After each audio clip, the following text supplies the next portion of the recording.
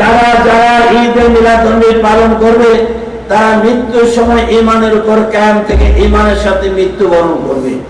আমরা কি ঈমানের সাথে মরতে চাই না?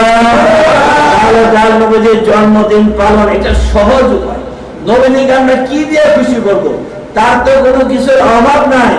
আল্লাহ তার ধনভাণ্ডারের চাবি তার নবীজির কাছে দিয়েছেন।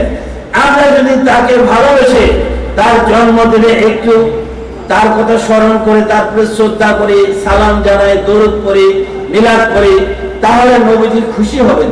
কি বলেন, খুশি হবে না? হবে না? তাহলে এই খুশিটা আমাদের ভাগ্য পরিবর্তন করে দিতে পারে না? আল্লাহ যদি বলে কুল ইন কুনতুম তুহিব্বুনাল্লাহ ফাত্তাবিউনি ইউহিব্বুকুমুল্লাহ ওয়া ইয়াগফির লাকুম যুনুবাকুম ওয়াল্লাহু গফুরুর রহিম।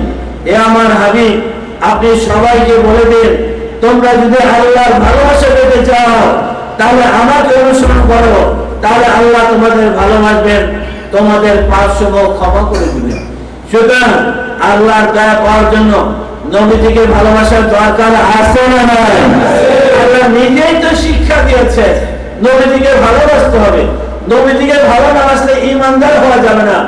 ঈমানদার যদি আমি হইতে না পারি তাহলে নামাজ, রোজা, হজ, যাকাত এগুলিকে আমাদের মুক্তি এনে দিতে পারবো? আমার ঈমানই নাই। আমি স্কুলের রেজিস্ট্রেশনই নেই নাই, হাজারো লেখাপড়া করি, আমি কি পরীক্ষায় উত্তীর্ণ হতে পারবো? উত্তীর্ণ পরের কথা, অংশগ্রহণ করতে পারবো? দাঁড়াতে পারবো না, রেজিস্ট্রেশনে হয় নাই। আপনার ঈমানই নাই। ঈমানদারের জন্য নামাজ ফরজ, ঈমানদারের জন্য রোজা, হজ, যাকাত ফরজ। সুতরাং ঈমান যদি অর্জন করতে হয় তাহলে নবীজির ভালোবাসা প্রয়োজন। কি বলেন, আছে না ভাই? সুতরাং ঈদে মিলাদুন্নবী একজন রাসূল প্রেমিক আশিক রাসূলের জন্য এক অনন্ত নিয়ামত ও রহমতের দিন, এক মহা ভাগ্য পরিবর্তনের দিন, উন্নয়নের দিন।